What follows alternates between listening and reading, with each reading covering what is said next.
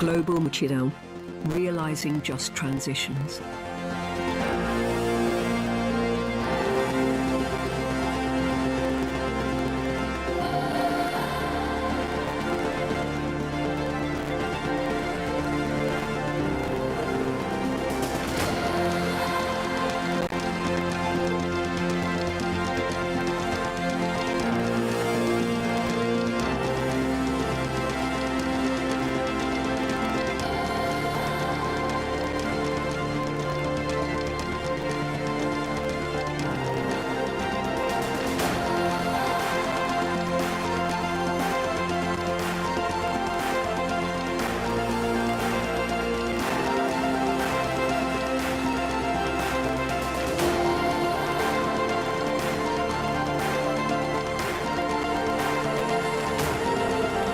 Welcome to the German Climate Pavilion at COP30 in Billy.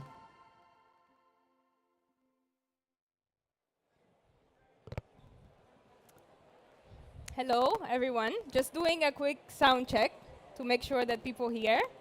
Do you hear? Okay. Good afternoon and also good evening to those who are joining us online from Germany. I would like to warmly welcome you to this side event, which is organized by Germanwatch, CARE Germany, and Brut für die Welt. We would also like to thank the German Pavilion for hosting us today and for providing us with the opportunity to come together. I'm Lina Adil. I work as a policy advisor for climate finance at Germanwatch, and I'll be your host / moderator for this event. So this event will focus on ways forward for addressing loss and damage. It will be divided into two parts. The first part, we will have a keynote speaker who will be joining online, and then we will have a panel of great individuals who will share more about solutions and also ways forward for addressing loss and damage at COP30 and beyond. As you have seen, loss and damage is not now on the highest priority at this COP.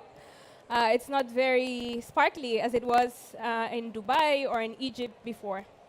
But at the same time, climate impacts are not stopping.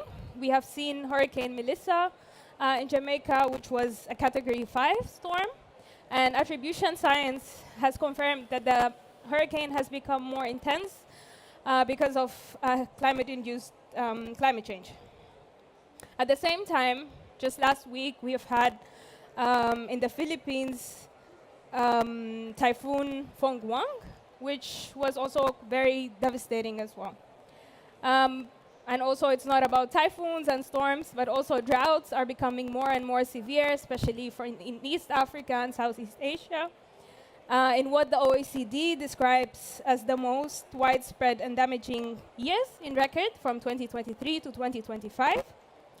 And now, also zooming out a bit, this year we have had a groundbreaking moment from the International Court of Justice, where they have confirmed and clarified that responding to loss and damage is not charity, it's a legal obligation.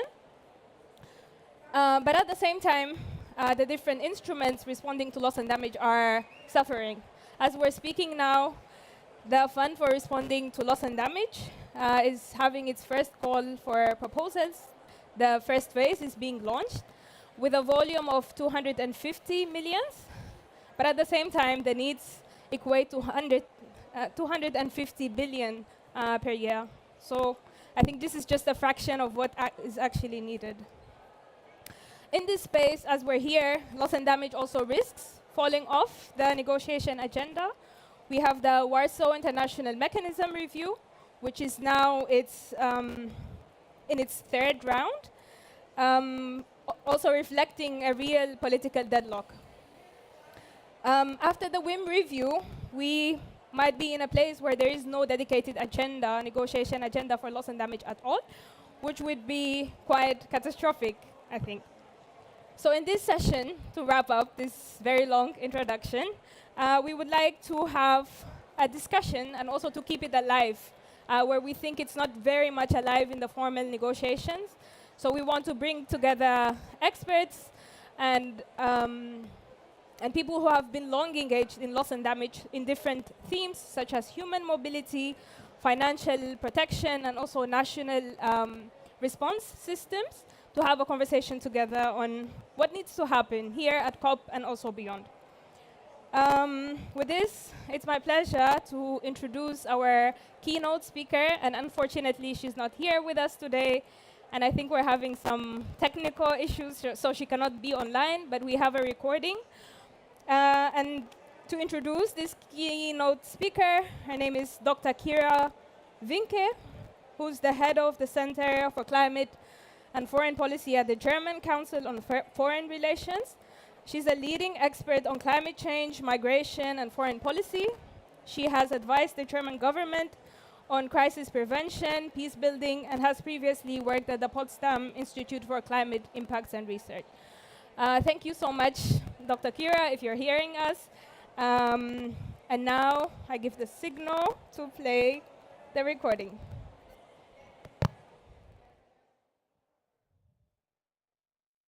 Ladies and gentlemen, it's my great pleasure to have this online input today. Unfortunately, I cannot be with you because my flight was canceled and I will only arrive tomorrow in Berlin. But it's really great that I could give this input online virtually. My name is Kira Vinke and I head the Center for Climate and Foreign Policy at the German Council on Foreign Relations. Now I will start my presentation.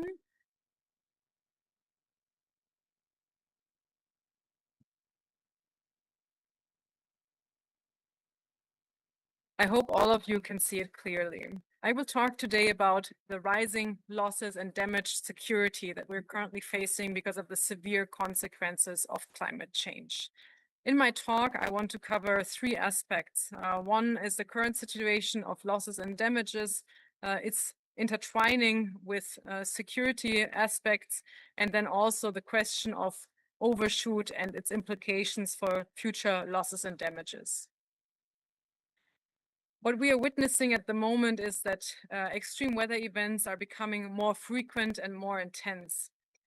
Strong tropical cyclone activity, for example, in the Philippines has displaced millions of people and created large losses and damages. Also in the Caribbean, we saw this year Hurricane Melissa, which really tested the limits of adaptation in Jamaica and eastern Cuba with its very strong winds, made stronger even by the climate crisis so far. So we are seeing that while not all extreme weather events are attributable to climate change, we are seeing that these extreme events are becoming more frequent and more intense, and they're causing rising economic damages and losses. How strong these losses are, you can see here. You can see here in this graph on the left-hand side that we have a 10-year average of 242 billion US dollars of economic losses. And you can also see that 2024, the numbers were much higher. We had 318 billion economic losses. And you can see also that less than half of those are insured. So the insurance coverage is extremely unequal, and the majority of losses are not insured. If you look at economic losses and the sheer volume of it, it's also important that in poor communities, any losses can have very disproportionate adverse effects. So if you see also some smaller numbers of economic losses, but they're affecting, for example, communities where infrastructure wasn't good to begin with, we see that also, of course, these losses and damages have very strong adverse effects. But of course, financial assistance or an insurance payout after an extreme weather event cannot alleviate rising non-economic losses and damages, such as destroyed cultural heritage, severed social bonds, or healthy life years lost. So it's important to look at both economic and non-economic losses and damages, as these are occurring at very strong intensity at the moment because of this increased intensity and frequency of extreme weather events. If we look at last year's numbers of displacement, we are seeing that here we see a confluence of non-economic and economic losses as displayed by the displacement numbers. So 70% of global internal displacements in 2024 were due to disasters. So it's a staggering number of 45.8 million new internal displacements by disasters, and the majority of those are weather-related disasters. As you can see below, most of them are due to storms and also floods. And so we are seeing that when people are being displaced, perhaps because their homes are destroyed, perhaps because of the salinization of soils and the agricultural land is no longer usable in the future, this means that people are facing both economic and non-economic losses and damages. If we look into the future, and this question also connected to displacement, is the question of habitability. And habitability is, of course, defined for once by, in the context of climate change, by this, how strong will the climate impacts be? So how strong is the frequency and intensity of the impact, but also how resilient are we? How strong are our technological, societal, or financial capacities to respond to these pressures on habitability? If we look at the current observational data from the past couple of years, we are witnessing that we will most likely overshoot the lower boundary of the Paris Agreement, of the temperature limit of the Paris Agreement, meaning the 1.5 degree limit will probably be overshot. And this will create temporary and permanent additional pressures on habitability.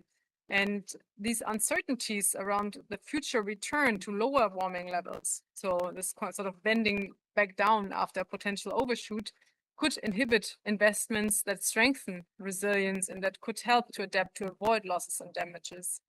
There is a very common narration of the overshoot justification, for example, that prolonged fossil fuel burning is a means of human development and prosperity. But however, in reality, these development gains are highly unequal, and the bulk of emissions is for convenience and luxury.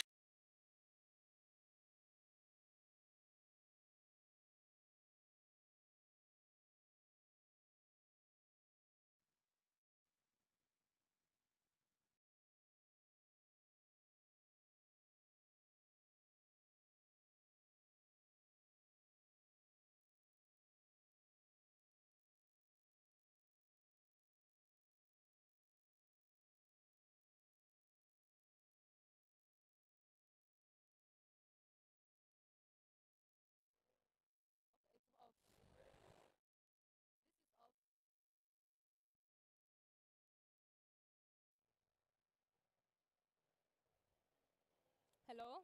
No? Yeah, I'm back. Hi, everyone.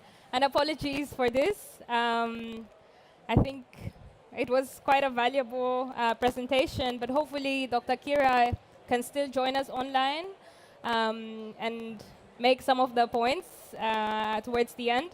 But what really captured my attention was the last point that usually it's not the people who are most vulnerable who get to benefit from overshooting or from continuing burning fossil fuels. And anyway, thanks a lot, Dr. Kira. And if you have any questions, please save them. We will have some time later. And now I would like to move on to the panel discussion. We have 4 speakers. 3 are here with us, and 1 who will be joining us online. For our first speaker, we have Saqib, who's a Managing Director of International Center for Climate Change and Development in Bangladesh. Please join me. Then we have Adrián Martínez Blanco, who's the founder and director of La Ruta del Clima. And last but not least, we have Marlene Achoki, who's a global policy lead for climate and resilience with CARE International.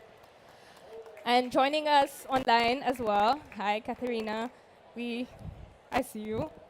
Dr. Katherine Braun, who's a policy advisor on migration, human rights, and climate-induced displacement. And she works with North German Lutheran Church. Thank you all for joining us. Very happy to be having this conversation with you. And to start off, I'd like to start with you, Adrián, to give us some scene setting of what we are to expect at COP30. And my question to you is, what would a successful COP30 outcome on loss and damage look like? And what barriers remain to operationalizing the fund for responding to loss and damage, and also the Santiago network? You have to open it.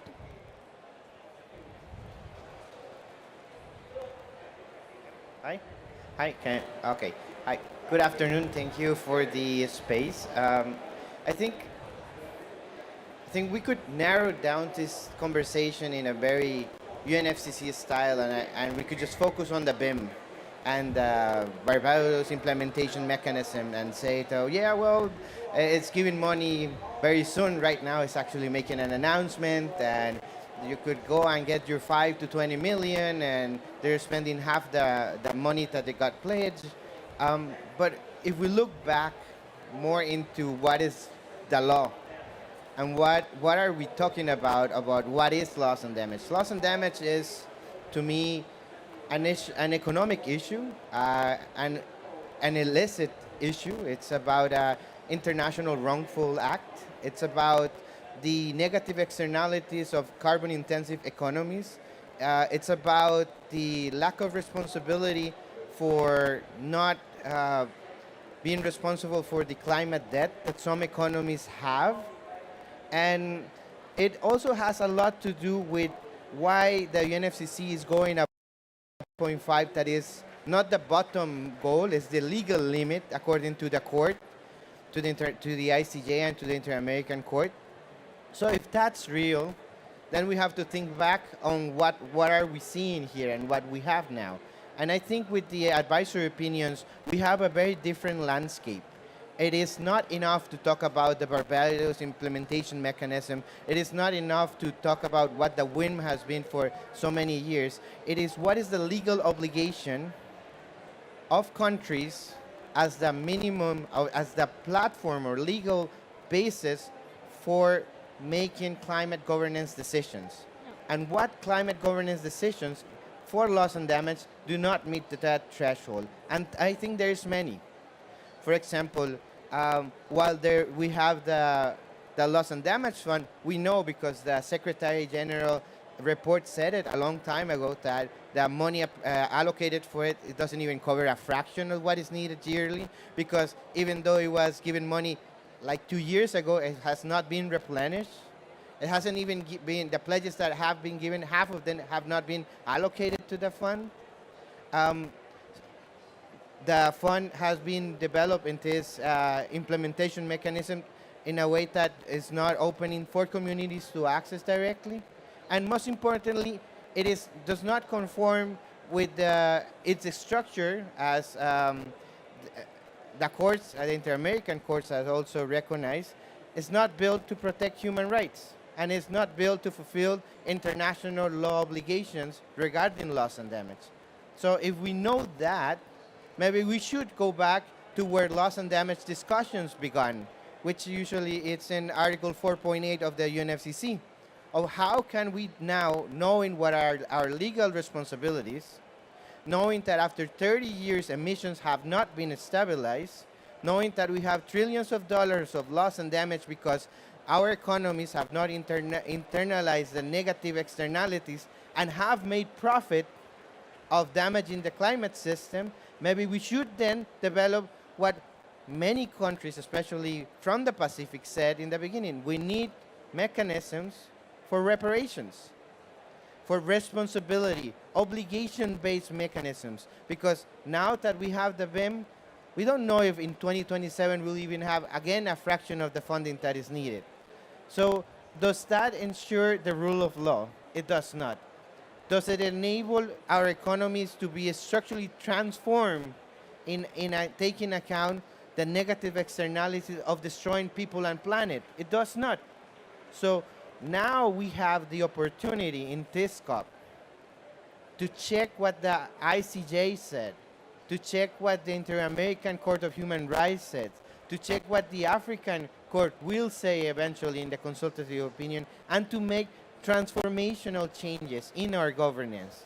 Because if not, I probably won't see you, but somebody will be here 30 years from now when we're 4 to 6 degrees saying that, well, we still have not decreased emissions because the negative externalities have never budgeted into the economy. And this is what loss and damage reparation does. Closes a loop of consumption and production. The loss and damage fund and all the mechanisms that are not obligation-based, that do not conform to international law and human rights law, do not close that loop. They make an economy based on unlimited resources, which we do not have. And as a Central American that works with communities doing research, I know that it is their right not to be harmed. It is their right for harm to be ceased. It is their right for restitution to happen. It is their right for compensation. And those are international obligations, and those are human rights. And that is the future for loss and damage, despite whatever all the climate nerds say and whatever party-driven processes. Now we're not just asking, we're demanding our rights and their legal obligations to negotiate under legal obligations in the UNFCCC. Thank you. You can just. Thank you very much, Adrián, for giving us such a bigger picture and also connecting the loss and damage conversation to where it actually started and where we're heading now. And I think I very much agree with you that it's about reparations, it's about restitution, it's about making polluters really pay. And as you mentioned, the fund is growing into becoming a mechanism that is not particularly open for all, and nor does it have the volume to respond to all of the needs for loss and damage. So thank you very much for that intervention. And now we will head to Dr. Katharina, and she will give us more thematic focused input on human mobility and migration. And my question to you is, from your work, what lessons can we draw about supporting people who are on the move due to climate impacts? Over to you. Sorry. Yeah. Is it working? Do you hear me? So first of all, I want to thank Kira, Vinke, and Adrián for that important insights. And I think that we have to see this whole picture when we talk about human mobility, and when we talk about all the advisory opinion, the Inter-American Court of Human Rights. Those are so important issues right now, and so important points right now, because those are entry points for human rights perspective. And we are, I would say, really, so when we talk about migration, human mobility, planned relocation, displacement, forced displacement, and refugees, we can say, yes, we have kind of improvement. Yeah, they are recognized under the new collective quantified goal. They are included. We do have it in the Paris Agreement. They are also mentioned in the within the fund responding loss and damage. And this is really important because we have heard a lot now from Kira, but when we talk about numbers, what are the numbers? Yeah, we talk about 30 million displaced, internally displaced a year. But when we also saw that numbers that 75% of disaster-related displacement occurs in countries that are highly exposed to climate risk, and many of them also fragile or conflict affected. And to understand that climate crisis is really a threat multiplier and it exacerbates humanitarian crisis. This is important to talk about when we talk about human mobility and loss and damage. So human mobility driven by climate impacts takes diverse forms, and this is also important to understand. Sudden evacuations, long-term internal displacement, seasonal or circular labor migration, permanent cross-border relocation, and also planned relocation processes. Each form brings different vulnerabilities depending on legal status, social protection, and access to rights. Undocumented migrants, for example, when they are displaced, internally displaced persons and refugees face discrimination, exploitation, and gender-based violence. So while host communities themselves living in climate risk areas And this leads to face a rising pressure on land and water and services. And we have here really conflictive dynamics. And therefore, we need really context-specific, locally led responses with affected people actively participating in the design of solutions to ensure that mobility is safe, dignified, and sustainable. And loss and damage in this context are both economic and non-economic. And I always have to highlight this, that human mobility or migration and displacement is a form of loss and damage itself, but it also is a form to survive. So it also is a form of preventing more loss and damage. So we do have the destruction of homes, assets, crops. These are visible quantifiable impacts, but what do we do with non-economic losses? And what does this mean in the context of human mobility? Declining health, disrupted education, the breakdown of families and communities, and the erosion of cultural identity and social cohesion. So we have this loss of human rights and access to social protection, leaving people vulnerable to exploitation, violence, racism, and conflict with host communities. So together, all those losses undermine the basic conditions of safety, of dignity, and equality. And if we look now, what do we need for embedding human mobility in the loss and damage architecture, which is really now evolving, and it is really important and there I won't repeat what Adrián already mentioned, but we need a human right-based, a people-centered and an equity-driven approach to loss and damage. And there we need to see mobility also, all those different forms of mobility, as a structural dimension of climate risk that demands coherent policy, technical support, and finance, because we need to have this at the core. Understand that displacement is really such a reality. So we need it also embedded as a core element of the Warsaw International Mechanism through its third review, leveraging the task force on displacement experiences. What we do have now is a whole set of really, really good products, that knowledge products that the task force on displacement has produced. At the same time, there's a lack of different languages, so people do not have access to all that information. So we really need much more guidance, mobility-related guidance into national policies, but also to communities. Communities need this. So for the fund, what is really important now, of course, we need the fund remains largely empty. So this is filling the fund is just like the most urgent thing. And we can talk about a lot of things what we need in the context of human mobility. But if the fund is empty, it's just like really, we can discuss it for years, and we can say how severe the situation is. But we need also, and this is where we have to push really forward, is a rapid disbursement procedures, direct community access to small grants. And there we really need to see in these frameworks how migrants, how internally displaced people can have this access. We need meaningful participation, and there we also need proposals that should be publicly available.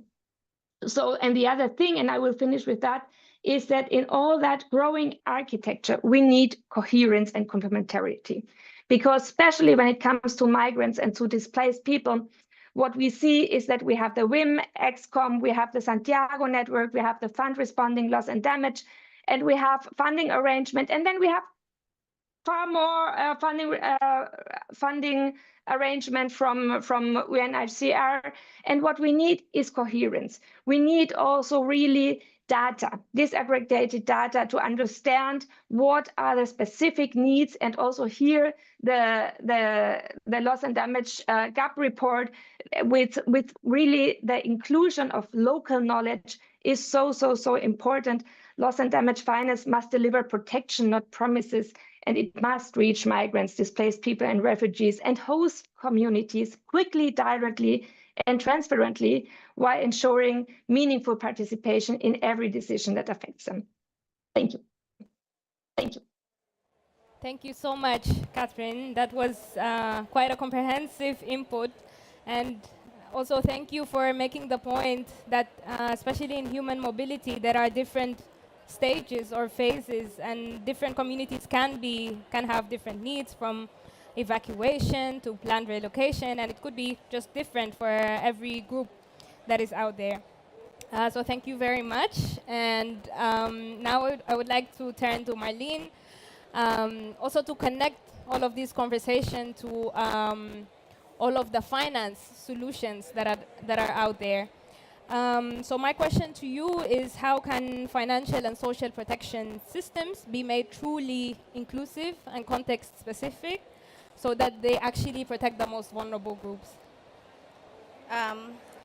Thank you, Lina. And just picking up from what Katherine has said and my previous speakers, loss and damage both adds additional costs, such as when communities have to move, to safer places, medical bills that they need to take care of, caused by the impact of loss and damage and extreme climate change events.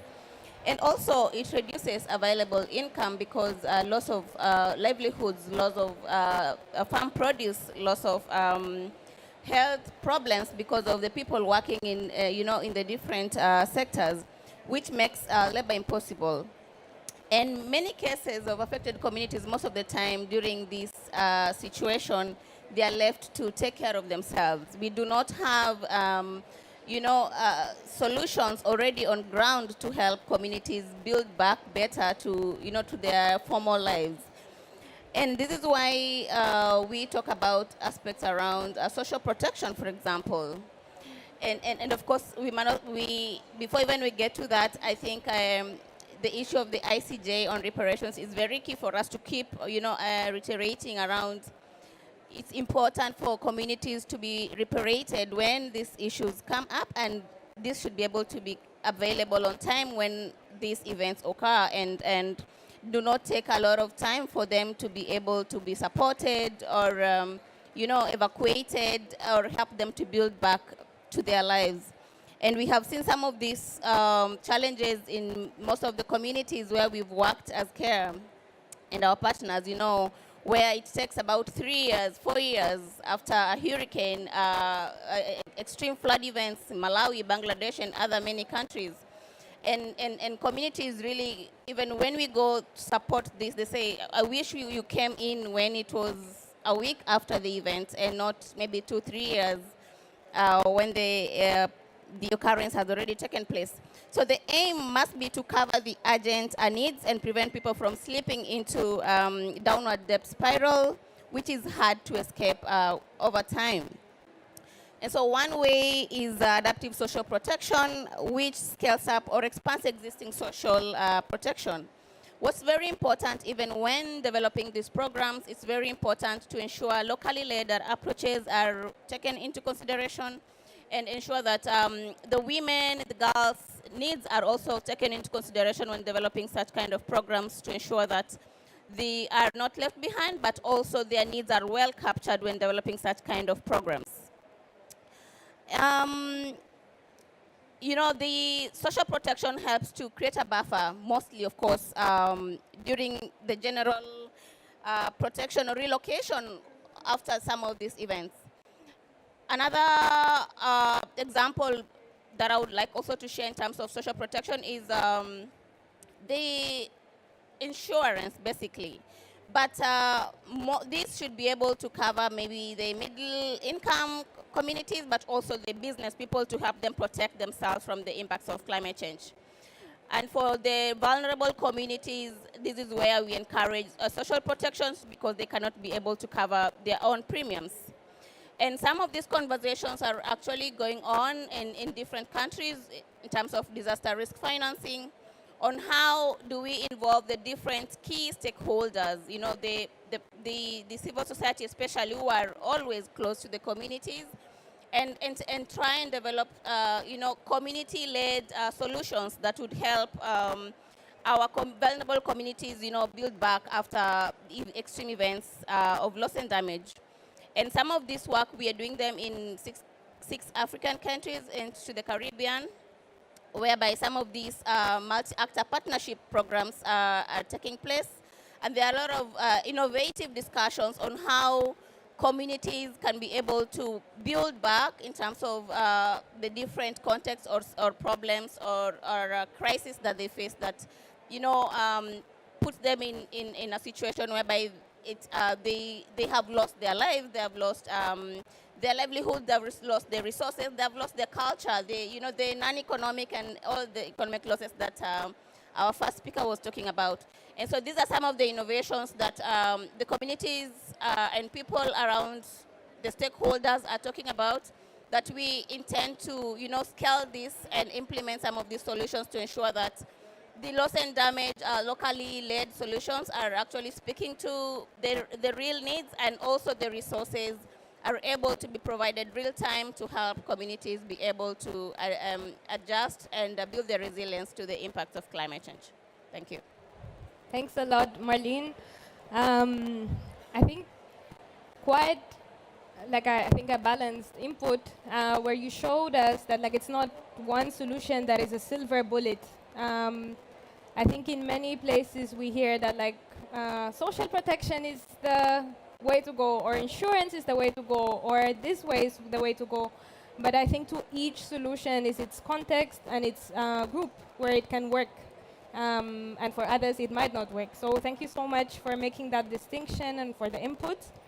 Now, looking more into the national level and how governments and civil society engage in designing national systems to respond to loss and damage. I turn to Saqib, and I would like you to tell us, what does Bangladesh experience teach us about building national systems for loss and damage, which are both locally relevant and globally relevant as well?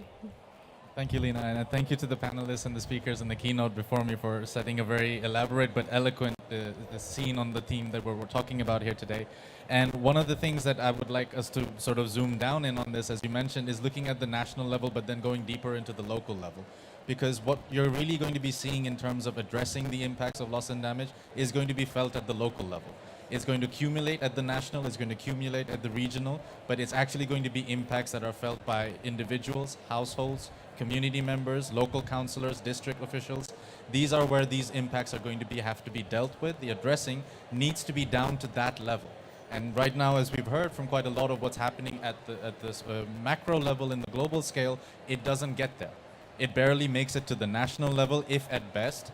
And even if it does, the resources that are getting there are very, very meager and not to the scale that we need.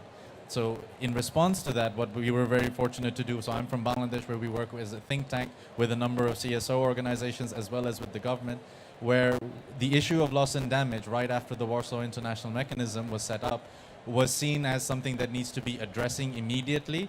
This was before, I remind you, this is before the Santiago Network for Technical Support on Loss and Damage was set up, way before the fund was even conceptualized or even agreed upon as a decision here at the COP.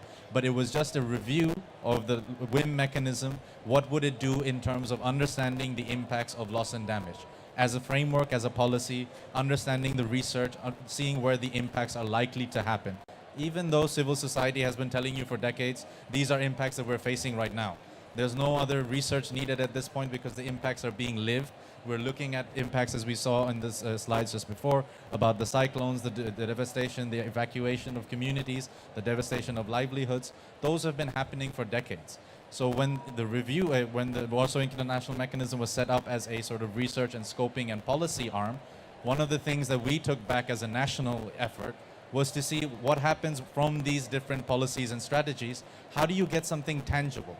How do you get something that will actually act on the ground as a national response, regardless of what happens at the global level?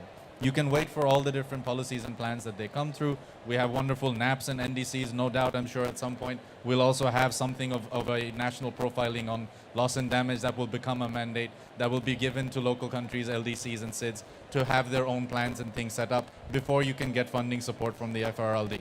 That is likely what happens in these sort of mechanisms, in these systems in the COP. But in the national sector, how are you addressing this? So the mechanism that was developed in Bangladesh, which took a little bit of institutional challenges, there was a lot of sort of discussions about what ministry hosts it, what agency hosts it, who has the jurisdiction, who has the power. There was a lot of discussions that happened in consultation with the government officials. It happened with different bodies of civil societies that are working on different aspects. We just heard some different impacts that are on livelihoods, that are on migration, that are on health, that are on housing. These are all dealt with by different sectors in the national context. So it was about bringing these different actors together, understanding what are their things that they need addressed immediately when a disaster happens, when an impact occurs, whether it's slow onset, whether it's rapid, what are the different things that need to be addressed, and a mechanism that takes it as a task, not trying to do everything all at once because the task is really big, but really trying to be strategic about what is the task that we're trying to address right now, who do we need to coordinate, and the mechanism does that sort of coordination. So this was something that started pre-pandemic. The institutional challenges, I'm sure, are not akin to different countries where everybody will have different government challenges of trying to set up a mechanism or a framework or do a policy or a plan in consultation. There are always these different interests about which ministry will take over, which agencies, which secretariat, where do we get the budget from? Do we use our national budget? Do we find outside funders? Do we find philanthropies? These are all conversations that need to be happening, but they don't need to stop you from addressing the impacts for the vulnerable communities, because they are still facing these challenges as we go on having these discussions. So again, one of the things that I would say as a hopeful for other countries that are looking at how to address the impacts in their own national context, in their own local context, don't wait for others. Find what you can do now. Find who's willing to work with you right now. If it's this ministry or if it's that government official, if it's that philanthropy, if it's that civil society actor, bring them around the table and figure out what you can do right now. And when other things fall into place, figure out how you can collaborate and engage with that then. Don't wait for everything to be good and then find and make your own mechanism happen at that time. And in Bangladesh, that's exactly what we did when the mechanism was set up, like I said, before the pandemic, even before there was any funding announced.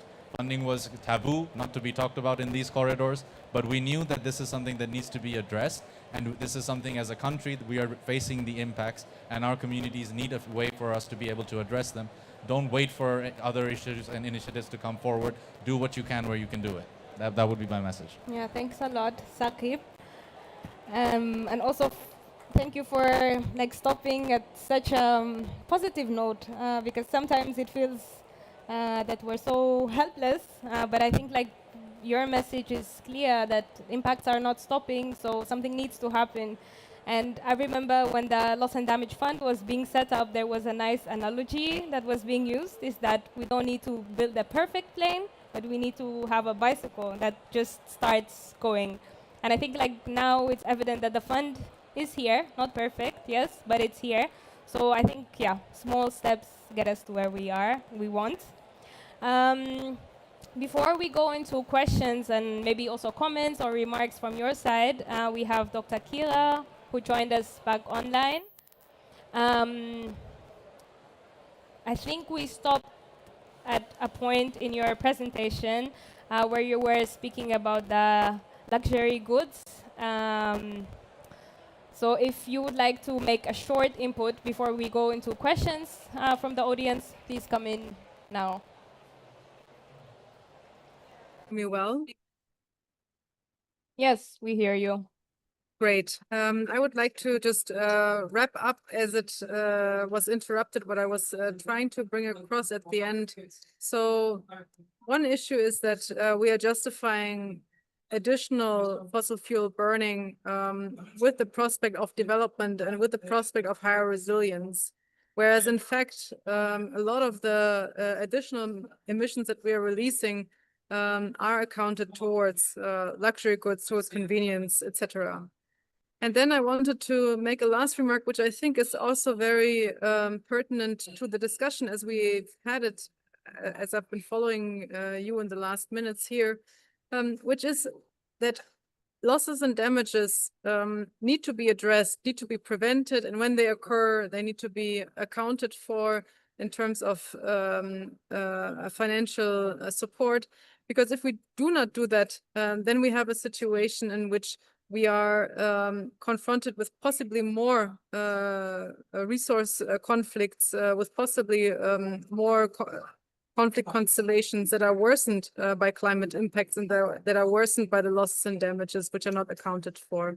So I think tying this to the issues of economic and traditional security is pertinent. Thank you. Thank you. Thank you very much. Thanks a lot.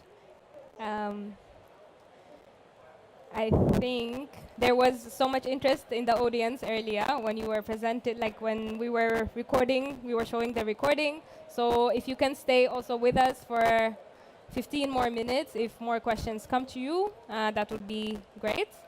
And now the floor is open for questions, remarks.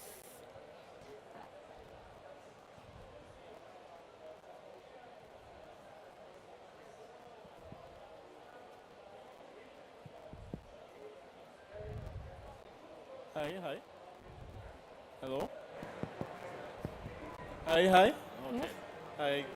Good day to the panel. Congratulations to Germanwatch and CARE team for putting this together. Chris Stone Herbert from MCAA/UNU EHS. I just wanted to follow up on a question that came up multiple times in terms of ensuring that these policies come from the bottom up and are not top-down policies as it relates to FRLD. How do you strengthen these mechanisms to ensure that the most vulnerable are impacted and that they're at the heart of the discourse? And this could be for anyone. Okay, great, thank you. Any other questions or comments or your assessment of where we are now very shortly?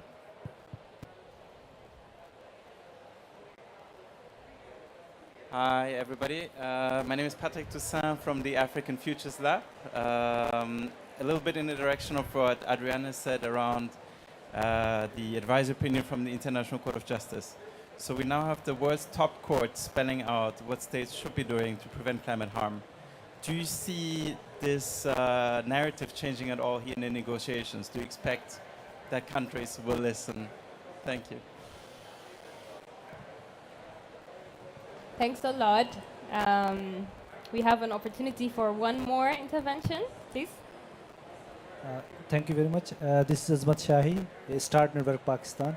So my colleague Saqib mentioned, so since morning we have participated in different sessions. Of course, all the measures, they have been taken at national level, but at community level still, there is nothing have been done. So, my suggestions would be like, the community level experience should be in these sessions so we can learn and we can implement our region as well. Thank you. Thank you very much. And since this was a short remark, I'll also give you a chance. Thank you so much. My name is Faith Ngige from Kenya, and I think I would like to appreciate the connection between loss and damage and overshoot. I think that's a very good angle from a policy perspective to start positioning the discussion of loss and damage so that it's a bit different from adaptation, because sometimes there seems like to be very blurred angles when positioning exactly what it is that you're looking for. My question is, in the light of the adaptation indicators, the GG indicators that we anticipate to get from this scope, what are the opportunities either for loss and damage to really get a distinction from those indicators so that it's very clear as we move forward, because this session was about the way forward, and help us shape the conversation. Right. Thank you very much. I think since we have 10 minutes left, I'll leave it now to the speakers to respond to the questions, but also I have a question for you. So I would like you to give like a very punchy, strong message that you want from this COP on loss and damage and also beyond Brazil. So each speaker now gets 2 minutes, so feel free to respond to the questions we got from the audience and also respond to my question, please. And I would like to start with Saqib. Okay. Is it working? Thank you. So maybe touching upon a few of the questions together, So in terms of how to really synthesize local level and community level sort of responses, their initiatives, building that into policies, building that into initiatives that can actually be sustainable. So a lot of the work that we do through our partnership with Germanwatch and a number of other projects that we work with at the local level is really trying to develop local plans. So in Bangladesh, because we are such a cyclone-prone and flood-prone country, historically anyways, regardless without the impacts of climate change, it's just the geography that we're in. That's what happens. So our disaster ministry for many decades has already been doing a lot of localized community level disaster planning for cyclones in particular, because that's something that is historically one of the issues that they've been having to deal with. And in cyclone season, much like the typhoon season and hurricane season that we're hearing about in Jamaica and in Philippines, in our cyclone season, those communities and those committees are activated from the disaster ministry, working with local councils, working with city municipalities, district officials, and civil society. And again, it looks at it at a very siloed event-based. It's about this cyclone coming. It's a named storm. It's happening in the bay. It's coming in the next week. What do we need as a response now? And what will be the rehabilitation right after this? But they have a system and a process in place. They have ways of engaging millions of people to be evacuated into shelters, to be given food, to be given some sort of housing and support, and then brought back into some sort of their rehabilitated areas when feasible. And then after the season, it stops. So then again, it's not, for us, is not a siloed approach of trying to do these things when loss and damage happens, because for us really, thematically, what we see is loss and damage is on a continuum. You are resilient right now, you can be adaptive to this point. If you don't do any resilience and adaptation, you will have loss and damage impacts. And that continuum changes. I can do that assessment this year. There are studies in places that we've gone and done that sort of community work with local officials and local communities. What kind of impacts are you facing? What kind of policy help would you need? What type of support would you need? We do that year on year, but we have one very bad cyclone, one very bad flood, one very bad heat wave. This year, those are impacts and things that are loss and damage no longer adaptable. A cyclone will come and hit that same place that was a resilient community, a adaptable sort of district, a local official that was working, doing really good work on adaptation. Now it's an example of loss and damage. This is a continuum. This is not something that you pass. It's not a video game level that you achieve and go beyond, that you can't scale back. These are things that will constantly keep changing, and depending on how much mitigation, how many emissions we're actually being able to mitigate out, these impacts will get worse and they'll be more and more frequent. So again, these continuums need to be reviewed constantly. So you need to be constantly talking with these committees, having these community groups, these stakeholder mappings, these different activities that we do through workshops, through a lot of the work that we do in policy development, but not just leave it as a policy development, put it into practice at some point. So again, what we try to do is really take those sort of inputs from the local level, building them into the national processes, and then finding ways about how to plug it into these global places. So when these different committees at the Warsaw International Mechanism, at the Santiago Network, at the Fund for Responding for Loss and Damage, they open calls for sessions looking at community practices, community initiatives, local areas which are actually doing good work. We try and plug it in there, that these are good examples happening in this country, happening in Bangladesh, happening in Vanuatu, happening in Samoa. These are different initiatives that communities are already doing. You guys are behind. How can you tag into something like this? How can you use this as a pilot? And what are the ways that you can be more hopeful to the communities that are facing these impacts? So my message at the end of it would be, as I said, don't wait for others. Take the initiative yourself. There will be like-minded people that are finding ways to help you. If you take the initiative, others will follow. Thanks a lot, Saqib. I think a clear and very doable key message. Just being mindful that our panelists online are in Germany and the time is very late, so I'll turn to them first to give their answers, and then we'll come back to the in-person panelists. So Dr. Kira, over to you. Thank you very much, and thank you for this really interesting discussion so far. I would like to come in again on the question of overshoot. So what you have mentioned is exactly right from the audience. I think it's an important reference point that was also reconfirmed by the International Court of Justice in its advisory opinion on the obligations of state regarding climate change. So they recognize the 1.5-degree limit as the main target of the Paris Agreement. So this means that we should look at losses and damages that occur beyond this limit and start also arguing for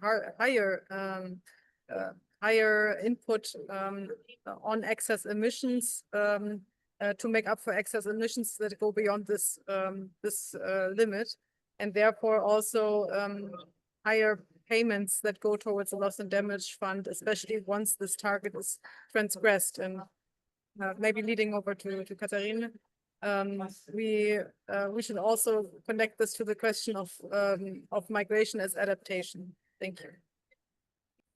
Thank you very much. Thanks a lot. I think the sound was not ideal, but I think the final message, especially on having migration as an adaptation strategy, is also a key message to take away. Now over to you, Katherine. Please come in. Maybe only to make it brief, I think I'm very happy that we are bringing all those aspects together, because human mobility and these really different forms of human mobility with a different degree of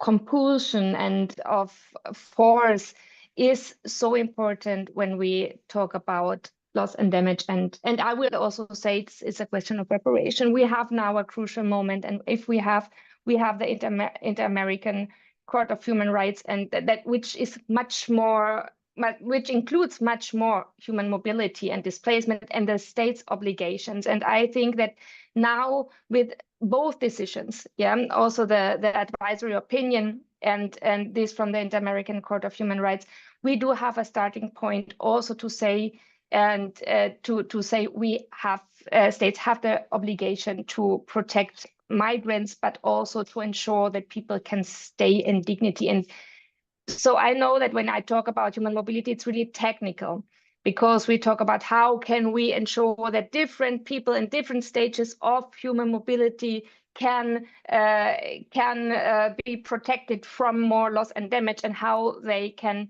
reach also the money and have access to the funding. It's technical, but at the same time, it's just like a core issue. And I remember the study that La Ruta de Clima conducted in Central America, where they really talked with a lot of different communities. I have been to El Hierro, where people from Gambia and from Mali are arriving, where from 10 boats, only one arrives. Nine ships, they drown and people die. So we are talking of amount of people that are dying in the Mediterranean, that are dying in the deserts of the Sahel, that are dying literally in the way to the US or through Central America. And I think that we have to put this very clear when we talk about loss and damage reparation and states' obligations. We are talking about really people dying, and this is a little bit pathetic, but I think it's really important to make this clear, and I will finish it with this. Thank you very much. Thank you as well for reminding us of the human dignity dimension of it. Now, over to you, Marlene, and please keep it to 30 seconds because we're running out of time, sorry. Thank you. And maybe just to respond to the question around the indicators and loss and damage, for the global goal on adaptation, indicators are basically expected to, enhance adaptive capacity, reduce vulnerability, and build resilience. We, in the previous sessions of all the process of indicators, we used to have indicators that are not adaptation-focused indicators, and all of them were actually removed. So in the global frameworks that we hope to adopt, they are only focusing on adaptation indicators and not other from, Sendai or SDG and all that. That is the aim of the work that we've been working around the global goal on adaptation, basically. And I think it's very important to ensure that social protection does not come in just when the events or the loss and damage events occur, but they should start early, because then it's also cash efficient in terms of you know, leveraging on the other already ongoing initiatives.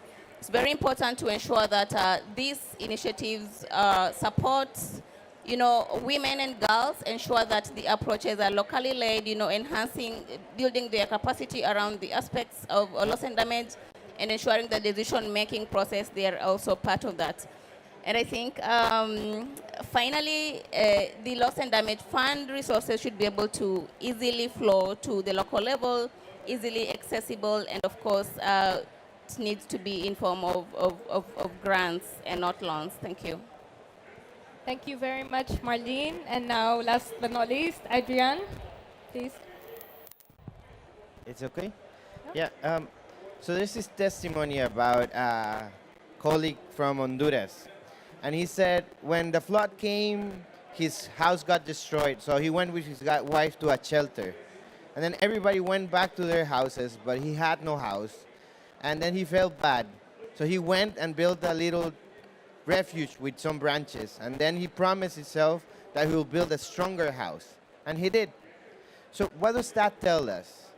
It's not that there isn't loss and damage money, because that guy and his family paid the loss and damage, the cost of the economic development of big carbon economies. So that's where the money is. It is subsidized by those people.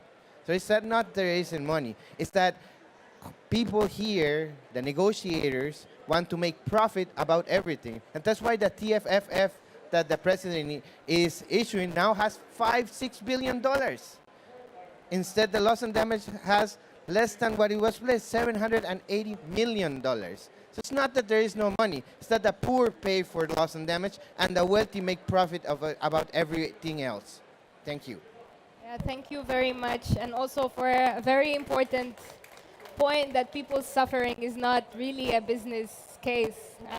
It shouldn't be treated as such. With this, I would like to thank you all. I'd also like to thank our panelists. And finally, I also would like to thank my colleague, Magdalena, who prepared all of this event but was not able to join. And yeah, thanks a lot. Have a good day.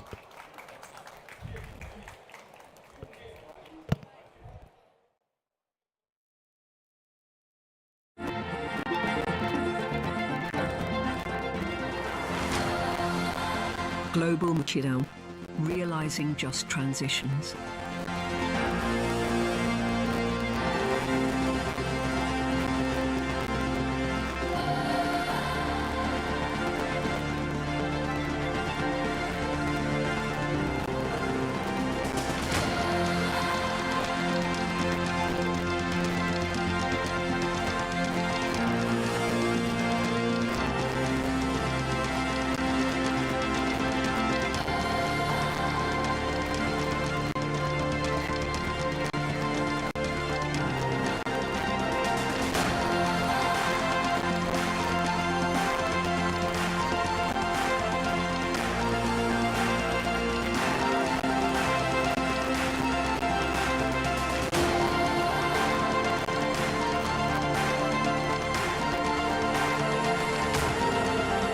Welcome to the German Climate Pavilion at COP30 in Berlin.